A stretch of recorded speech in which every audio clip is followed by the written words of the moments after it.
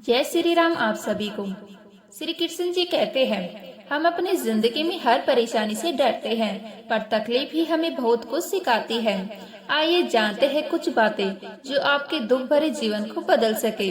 श्री कृष्ण जी कहते हैं, सुखी वही रह सकता है जिसे पता चल चुका है कि पूरे संसार में कोई सुखी नहीं है। मिलता तो बहुत कुछ है जिंदगी में, बस हम याद उसी को रखते हैं जो हासिल ना हो सका। भरोसा करें, ईश्वर के फैसले हमारी चाहतों और ख्वाहिशों से बेहतर होते हैं। एक आदमी ने एक बुजुर्ग से पूछा, त्योहार मनाने का सबसे अच्छा दिन कौन सा है? बुजुर्ग ने प्रेम से कहा, मृत्यु से एक दिन पहले। आदमी बोला, मौत का तो कोई वक्त नहीं होता। तो बुजुर्ग ने हंसते हुए कहा, जीवन का हर दिन आखिरी समझो और जीने का आनंद लो।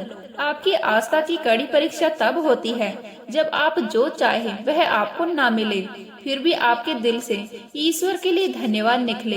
हौसला मत हारो, अगर दर्द यहाँ मिलता है तो दवा भी यही मिलेगी। भूख सारी मर्यादाएं तोड़ देती है और पैसा सारी इंसानियत भूल जाता है। किन रिश्तों का भी अभिमान करूं जो शमशान में पहुंचकर सभी टूट जाते हैं? किस धन का मैं अहंकार करूं जो अंत में मेरे प्राणों को ही नहीं बचा पाएगा?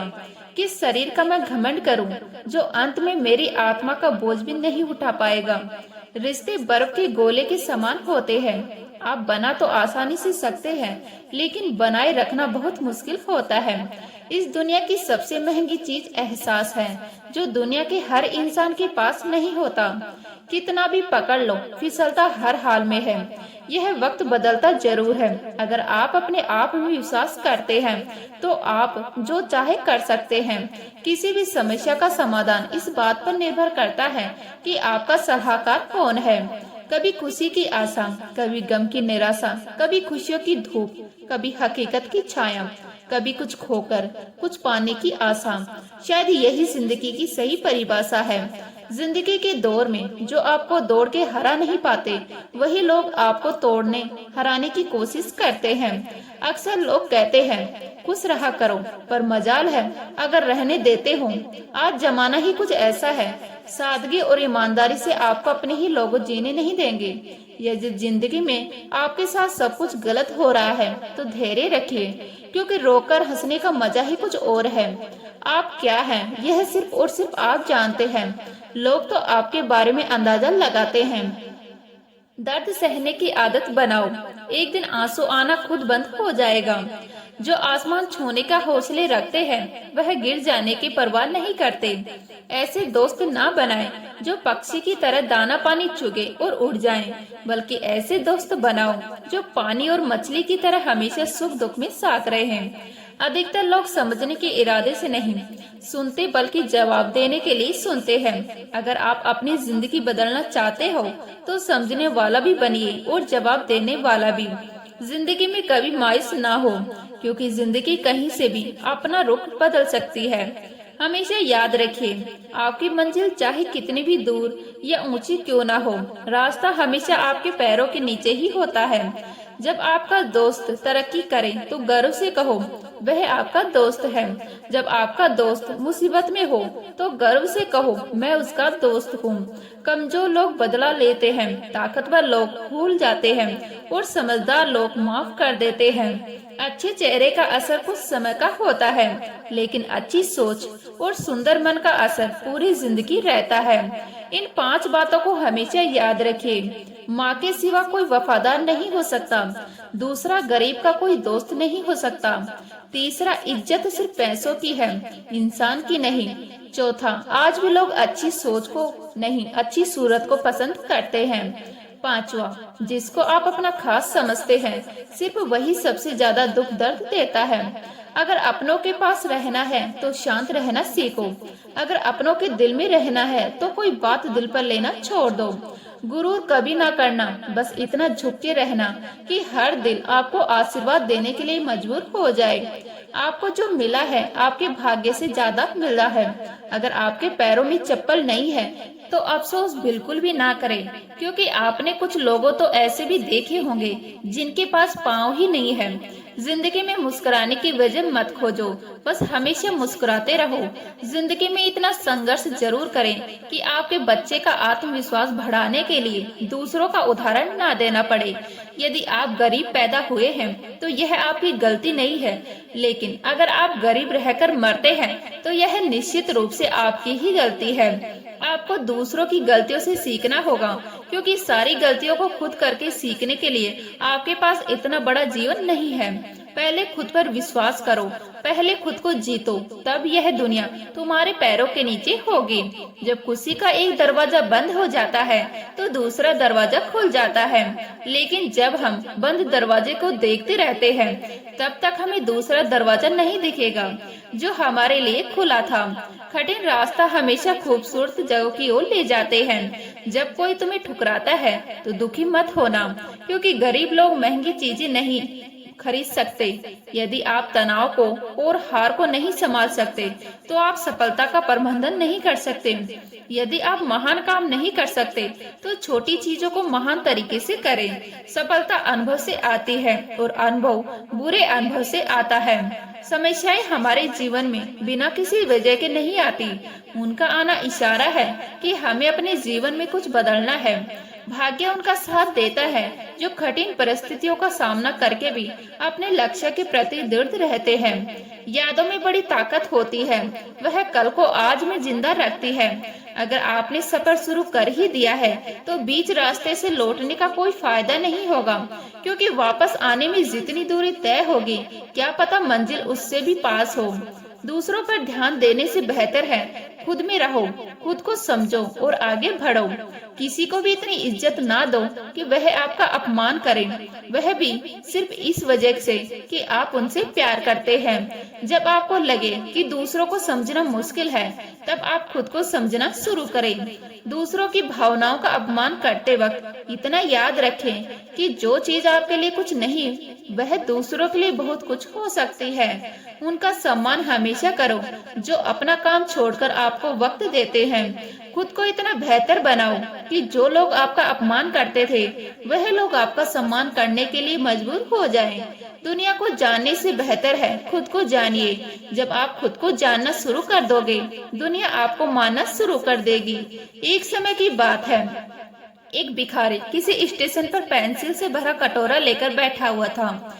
एक युवा व्यवसाय उधर से गुजरा, उसने कटोरे में 50 रुपए डाल दिए, लेकिन उसने कोई पेंसिल नहीं ली। उसके बाद वह ट्रेन में बैठ गया। डिब्बे का दरवाजा बंद होने ही वाला था कि अधिकारी ट्रेन से उतरकर भिखारी के पास लौटा और कुछ पेंसिल उठाकर बोला, मैं कुछ पेंसिल लूंगा, इन पेंसिल की कीमत है। आखिरकार तुम एक व्यापारी हो और मैं भी उसके पास। यह युवा तेजी से ट्रेन में चढ़ गया। कुछ बरसों बाद वह व्यवसायी एक पार्टी में गया, वह भिखारी भी वहां मौजूद था। भिखारी ने उस व्यवसायी को देखते ही पहचान लिया। उसने उसके पास जाकर बोला, आप शायद मुझे नहीं पहचान रहे, लेकिन मैं आपको पहचानता हूँ। उसके बाद उसने उसके साथ घटी उस घटना का जिक्र किया। व्यवसायी ने कहा, तुम्हारी याद दिलाने पर मुझे याद आ रहा है कि तुम भीख मांग रहे थे, लेकिन तुम यहाँ सूट और टाई में क्या कर रहे हो? भिखारी ने जवाब दिया, आपको शायद मालूम नहीं कि आपने मेरे लिए उस दिन क्या किया। मुझ पर दया करने की बजाय मेरे साथ सम्मान के साथ पेश आए। आपने कटोरे से पेंसिल उठाकर कहा, इनकी कीमत है। आखिर तुम भी एक व्यापारी हो और मैं भी। आपके जाने के बाद मैंने बहुत सोचा, मैं यहाँ क्या कर रहा हूँ, मैं भीख क्यों मांग रहा हूँ। मैंने अपनी जिंदगी को संवारने के लिए कुछ अच्छा काम करने का फैसला किया। मैंने अपना थैला उठाया और घूम घूम कर पेंसिल बेचने लगा। फिर धीरे धीरे मेरा व्यापार बढ़ता गया। मैं कॉफी, किताब एवं अन्य चीजें भी बेचने लगा और आज पूरे शहर में मैं इन चीजों का सबसे बड़ा थोक विक्रेता हूँ। मुझे मेरा सम्मान लौटाने के लिए मैं आपको तहे दिल से धन्यवाद देता हूँ, क्योंकि उस घटना के आज मेरा जीवन ही बदल दिया है। दूसरे लोग हमारे बारे में क्या सोचते हैं यह बातें उतना मायने नहीं रखती, या कहें तो कुछ भी मायने नहीं रखती, लेकिन आप अपने बारे में क्या राय जाहिर करते हैं क्या सोचते हैं, यह बात बहुत ही ज्यादा मायने रखती है। लेकिन एक बात तय है कि हम अपने बारे में जो भी सोचते हैं उसका एहसास जाने अनजाने में दूसरों को भी करा देते हैं, और इसमें कोई भी शक नहीं है। इसी कारण की वजह से दूसरे लोग भी हमारे साथ उसी ढंग से पेश आते हैं। याद रखें कि आत्मसम्मान की वजह से हमारे अंदर प्रेरणा पैदा होती है, या कहे तो हम आत्म प्रेरित होते हैं। इसलिए आवश्यक है कि हम अपने बारे में एक श्रेष्ठ राय बनाएं और आत्म सम्मान से पूर्ण जीवन जिए। किसी की मदद करने के लिए धन ही नहीं, एक अच्छे मन की जरूरत होती है। ठुकरा दो अगर दे कोई जिल्लत से समुंदर, इज्जत से जो मिले तो कतरा भी बहुत है। नहीं आता मांगना तो खाली हाथ फैला दो, वह बंद लबों की बोलियां भी सुनता है। माना कि वक्त सता रहा है, पर कैसे जीना है वह भी तो बता रहा है। कमियां ढूंढोगे तो मिल ही जाएगी। ईश्वर के बंदे हैं, ईश्वर तो नहीं। जिन्हें निभाना होता है वह ना तो बड़ी बड़ी कस्में खाते हैं, न ही छोटी छोटी बातें पर जताते हैं। कई रिश्ते ऐसे होते हैं जिन्हें जोड़ते जोड़ते इंसान खुद टूट जाता है।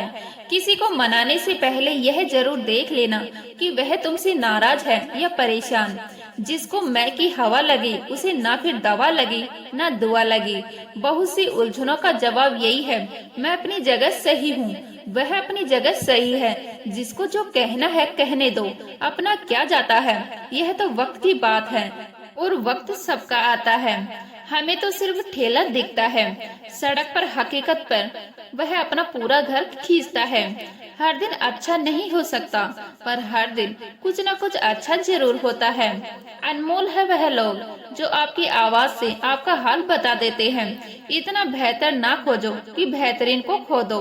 सुख के साथी और होते हैं और दुख के साथी और होते हैं, और सुख दुख के साथ ही और होते हैं। बात तो किरदार की है, वरना कद में तो साया भी बड़ा होता है। जो जाहिर करना पड़े वह दर्द कैसा, और जो दर्द ना समझ सके वह हमदर्द कैसा। बेशक हंसना अच्छी बात है, मगर दूसरों पर नहीं। जिंदगी का सबसे बड़ा थप्पड़ भरोसा मारता है। गुनाह करके छुपोगे कहाँ, यह जमीन और आसमान सब उसी का है।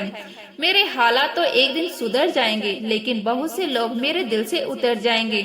सुना है जो देर से मिलता है वह बहुत दूर तक चलता है। अच्छा नहीं होता, बहुत ज्यादा अच्छा होना भी। सत्य की नाव डगमगाती जरूर है, पर डूबते नहीं। आप खुश हैं, यह बहुत अच्छी बात है, पर आपकी वजह से कोई खुश हो, यह सबसे अच्छी बात है। घर पहुंचकर फोन कर देना, यह कहने वालों को कभी न खोना। हैरान करके लोग मुझे खुश होते हैं और मैं खुश होकर लोगों को हैरान करता हूँ। बरसती हुई बारिश और रोती हुई आंखों का एहसास उन्हीं को होता है जिनके घर घर कच्चे हैं और दिल नाजुक। कदम कदम पर नए इम्तिहान रखती है। जिंदगी तू मेरा कितना ख्याल रखती है। एक दिन एक सन्यासी अपने शिष्यों के साथ एक गांव में जा रहे थे। वहां एक व्यक्ति ने उन्हें देखा और गालियां देने लगा। सन्यासी शांत और चुप खड़े रहे। उस व्यक्ति की बातें सुनते रहे, बिना किसी प्रतिक्रिया के सुनते रहे। जब वह आदमी थक कर चला गया तो एक शिष्य ने जिज्ञासा से पूछा, गुरुदेव आपने उसे कुछ कहा क्यों नहीं? गुरुदेव मुस्कुराकर और बोले, अगर कोई आपको एक तोहफा देता है और आप उसे स्वीकार नहीं करते तो वह तोहफा किसका रह जाएगा? शिष्य ने जवाब दिया, उसने यह दिया, उसी का है। गुरुदेव ने समझाया, ठीक उसी तरह अगर मैं उसके अपशब्द स्वीकार नहीं करता तो वह उसी के पास रह जाते। मैंने उसकी नकारात्मकता को अपने अंदर आने नहीं दिया। क्या आप कभी सोचते हैं कि जीवन में सच्चा सुख क्या है? क्या आप कभी सोचते हैं कि मृत्यु से कैसे निडर होकर जीना चाहिए? आज मैं आपको एक ऐसी कहानी सुनाने जा रही हूँ जो आपको इन प्रश्नों का उत्तर देगी। एक बार की बात है, एक नौजवान युवक एक संत के पास आता है और उनसे कहते हैं कि हे गुरुदेव, क्या आप मेरे एक सवाल का जवाब देंगे? संत ने मुस्कुराते हुए कहा कि पूछो, क्या पूछना है? इसके बाद उस युवक ने कहा कि मेरी उम्र अभी बहुत ज्यादा नहीं है, लेकिन मैं बहुत परेशान रहता हूँ, बहुत दुखी रहता हूँ। मैं आपसे यह जानना चाहता हूँ कि मेरे जीवन में अभी से इतना दुख क्यों है? मेरी जिंदगी तो अभी बहुत बाकी है। क्या मेरे जीवन में दुख बढ़ते ही रहेंगे? क्या इन दुखों से छुटकारा पाने का कोई रास्ता नहीं है?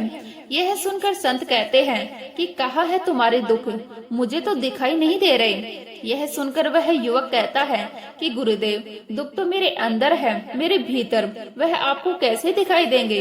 यह सुनकर गुरुदेव उस व्यक्ति से पूछते हैं कि क्या तुम्हें अपने दुख दिखाई देते हैं?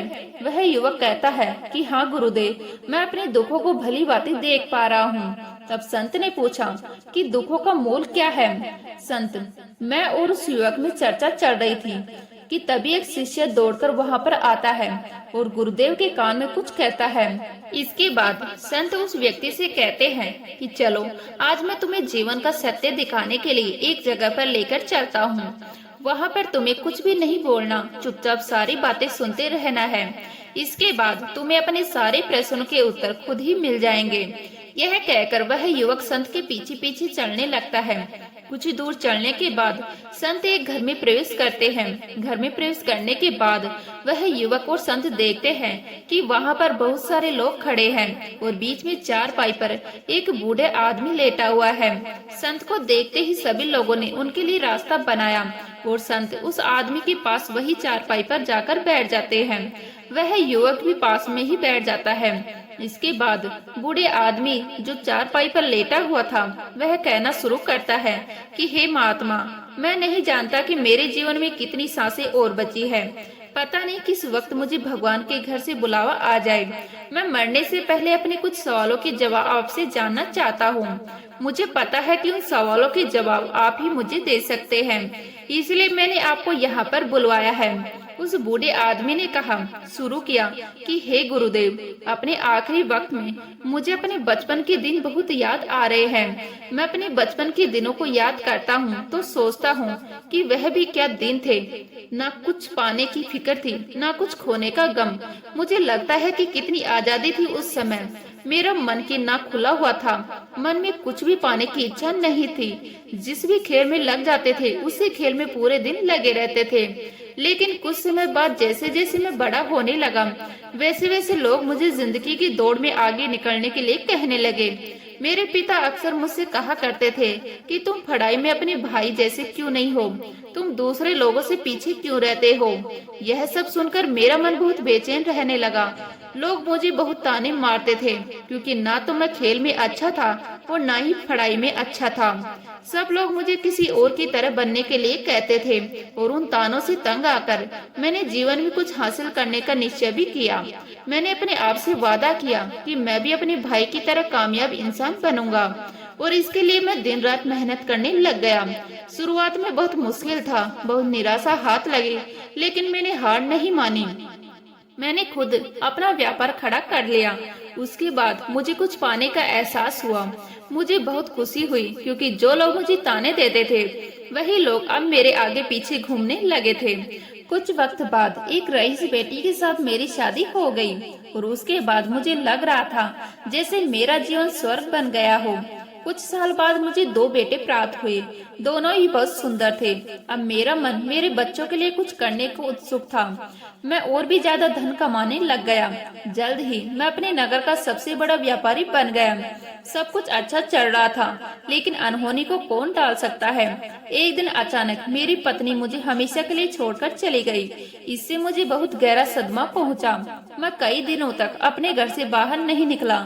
मेरे बेटे मुझे हिम्मत देते रहे कि पिताजी, माँ तो नहीं रही और जो हो चुका है वह वापस नहीं आ सकता, लेकिन हम दोनों भाई आपका हमेशा साथ देंगे, आपकी हमेशा सेवा करेंगे। आपको किसी बात की कोई चिंता करने की आवश्यकता नहीं है। और धीरे धीरे मैंने भी अपने मन को समझा लिया कि अब तो मुझे अपनी प्रिय पत्नी के बिना ही जीना पड़ेगा। इसीलिए मैंने अपना मन अपने बेटों के साथ जोड़ लिया। उनकी खुशी में ही मेरी खुशी होती थी, उनके दुख में ही मुझे दुख होता था। लेकिन गुरुदेव, जीवन चक्र में अक्सर मुझे महसूस होता था कि आखिर जीवन क्या है, जीवन को उसकी गहराइयों में कैसे जाना चाहिए। यह कैसे जाना जाए कि मैं कौन हूँ और मैं इस दुनिया में क्या करने के लिए आया हूँ। ऐसे तमाम सवाल मेरे मन में उठते रहते और मुझे आपके बारे में भी पता चला कि आप ऐसे ध्यान की प्रणाली बताते हैं जिससे जीवन का मतलब समझा जा सकता है। लेकिन मैं हमेशा सोचता रहता था कि पहले मैं अपने जीवन से दुखों और परेशानी को दूर कर देता हूँ, उसके बाद ध्यान में मैं अपना पूरा मन लगाऊंगा। और यही सोच के मैं कभी ध्यान नहीं कर पाया। धीरे धीरे वक्त बीतता रहा और आखिर में उम्र ढलने के बाद मैं बीमार पड़ गया। वैसे मेरे जीवन में कोई कमी नहीं रही। मेरे बेटों ने मेरा अच्छा साथ दिया। मैंने जीवन में बहुत कुछ हासिल भी किया, लेकिन अब मैं अपने जीवन में अगर पीछे मुड़कर देखता हूँ तो मुझे एहसास होता है कि मेरे बचपन के दिन ही सबसे प्यारे दिन थे। तब उस आदमी ने संत से पूछा, मैं चंद मिनट का मेहमान हूँ, यह मैं जानता हूँ, लेकिन क्या कुछ ऐसा सूत्र मुझे बता सकते हैं जिससे कि मैं सुकून से मर सकूं?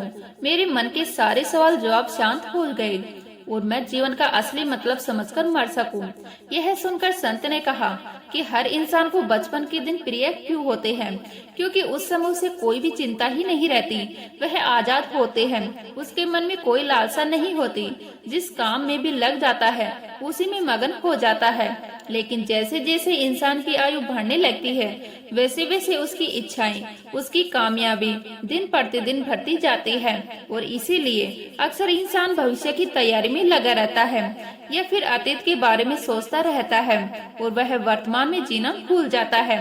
वहीं अगर हम किसी छोटे बच्चे को देखें तो उसके लिए कोई भविष्य या कोई अतीत नहीं होता, उसके लिए तो बस वर्तमान होता है और इसीलिए वर्तमान में आनंदित होकर रहता है। तुमने अपना पूरा जीवन अपनी कामयाबी, अपने बेटों, अपनी पत्नी और अपने भविष्य की योजना में ही बिता दिया और तुम हमेशा यही सोचते रहे कि पहले मैं अपने जीवन को व्यवस्थित कर लेता हूँ और उसके बाद सत्य की खोज करूँगा, उसके बाद ध्यान करूँगा। लेकिन हम यह भूल जाते हैं कि कल कभी नहीं आता, भविष्य की योजनाएं कभी पूरी नहीं होती। जब एक योजना पूरी होती है तो हमारा मन दूसरी योजनाएं बना लेता है और इस प्रकार जीवन चक्र चलता रहता है। और जब आखिरी समय में जब मृत्यु तुम्हारी सैया पर लेटी हुई है तो तुम्हें एहसास हो रहा है कि मैंने जीवन में कुछ भी हासिल नहीं किया। अब तुम्हें लग रहा है कि जो भी तुमने किया उसमें से तुम एक सुई भी अपने साथ नहीं ले जा सकते। अगर यही बात तुम उस वक्त समझ लेते तो तुम उसी वक्त ध्यान और सत्य की खोज में लग जाते। तुम कोई ऐसी चीज खोजने की कोशिश करते जो तुम्हारे साथ जा सके, जो तुम्हें परिपूर्णता से मरने का मार्ग दिखा सके। उस बूढ़े आदमी ने हाथ जोड़कर संत से कहा, गुरुदेव, यह तो मैं जानता हूँ, मुझसे गलतियाँ हुई है, मैंने अपने जीवन को सार्थक रूप से जिया ही नहीं और इस बात का मुझे बहुत गहराई से एहसास हो चुका है। लेकिन मैं आपसे फिर से वही सूत्र जानना चाहता हूँ कि क्या मैं अब परिपूर्णता के साथ नहीं मर सकता? क्या मुझे अभी सत्य की कोई झलक नहीं मिल सकती? यह सुनकर संत ने उस आदमी से कहा कि अब तो एक ही सूत्र समझने लायक रह जाता है और वह सूत्र यह है कि तुमने जीवन में जो कुछ भी पाया या जो कुछ भी खोया वह सब यहीं पर छोड़कर चले जाओ। उसे अपने मन के साथ जोड़कर मत ले जाओ। अपने मन में यह भाव पैदा करो कि तुमने अपने जीवन से बहुत कुछ सीख लिया और वास्तविकता में तुमने अपने जीवन में बहुत प्रगति की, क्योंकि तुमने यह जान लिया कि जीवन में कुछ भी सार्थक नहीं है और यह जानना भी बहुत बड़ी उपलब्धि होती है। लोग जीवन भर जीते जी मर जाते हैं, लेकिन उन्हें जीवन की निरर्थता का कोई पता नहीं चलता।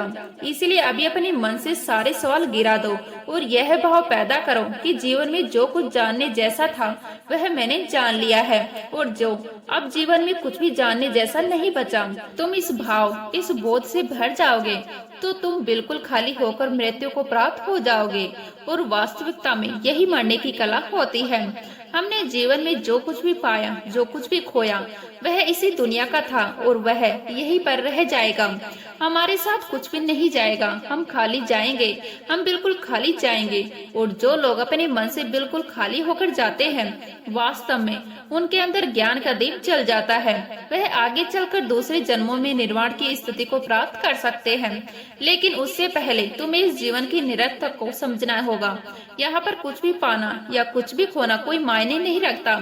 इसके बाद उस बूढ़े का काफी देर तक कोई सवाल नहीं पूछा और वह मुस्कुराते हुए मृत्यु को प्राप्त हो गए।